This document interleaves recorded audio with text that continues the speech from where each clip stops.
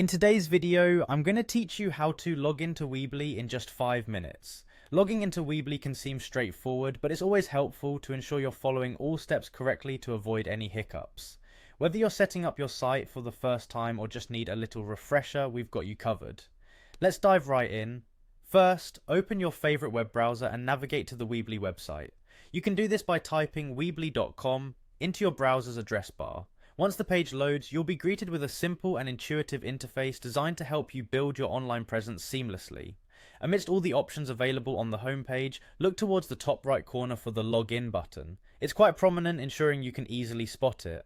Clicking on this button will transport you to the login page. On the login page, you'll need to enter your registered email address. This is typically the email you use to sign up for Weebly. Make sure you type it in carefully to avoid any typos. Misspelling your email, even by a single character, can lead to login issues or accessing a different account altogether. Once your email is correctly entered, you should see the next button available for you to click. If it's not clickable, double check that you filled out the email field appropriately.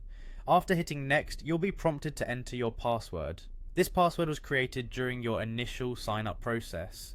It's essential to remember that passwords are case sensitive, so ensure that your caps lock is off unless your password includes uppercase letters. If you forget your password, don't worry, there's typically an option to reset it right at the login interface. Hopefully though, you have your password handy and you're ready to move forward. Once entered, find the login button. With excitement, hit that button and voila, you're logged into your Weebly account. Upon successfully logging in, you're taken to the overview dashboard. This section